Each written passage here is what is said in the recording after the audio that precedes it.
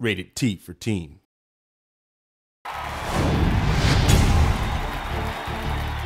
What's up, guys? Nevin Dravinsky, producer on UFC Undisputed 2010, coming to you from the famed Black House Gym, once again in an undisclosed location somewhere in Los Angeles, California. I'm joined here by Mr. Ed Soares, co-owner of the Black House Gym. Thank you so much. Oh, it's my pleasure. We're going to talk today about some of the improvements and enhancements to the UFC Undisputed 2010 career mode.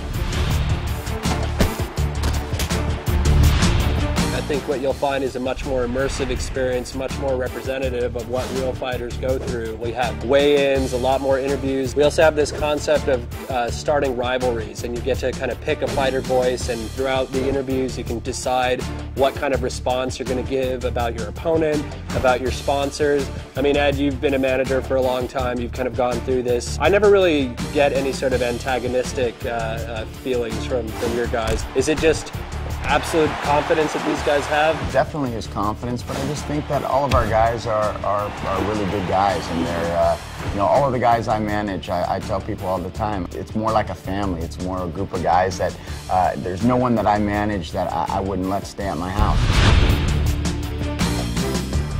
The game will actually track how you actually proceed in the game. If you're a guy that does a lot of head kicks in the game, eventually your opponents will start taking you down, or going to the ground, trying to exploit your weakness. Rogan and Goldberg might call out, like, the guy's knocked out his last 5 opponents via head kick, and so you can't use the same game plan over and over again.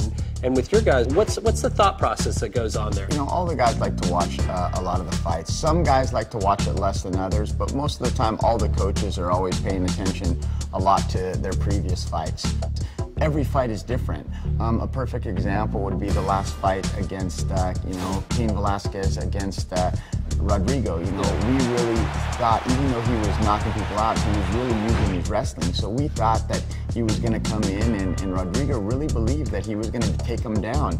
And he came in with the wrong strategy, and obviously Cain came in with the right strategy and won the fight.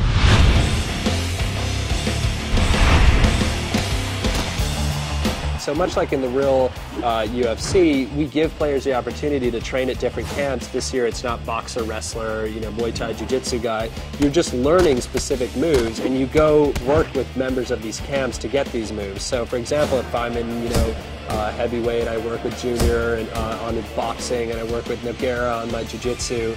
And as a result, I'll get these specific moves that I'll be able to apply to my fighter. So, in career mode, on top of being able to create my own fighter, I could create my body type, my weight class, what brand shorts I wear, what sponsors I have, and then I can also choose what camp I want to go train with. Correct. And all of these things get unlocked in tiers. When you first start out in your career, nobody knows you, nobody wants to sponsor you, But if you fight better, if you start winning, people will start to recognize you, notice you, and want to offer you stuff.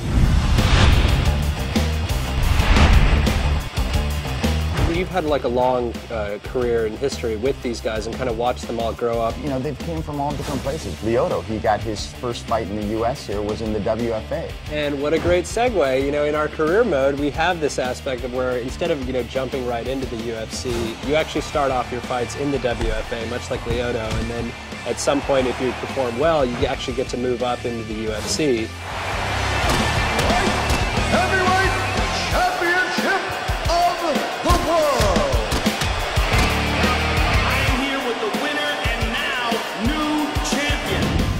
I think they got a little taste of some of the features in the career mode for UFC Undisputed 2010. I think so. For the full interview, go to community.ufcundisputed.com.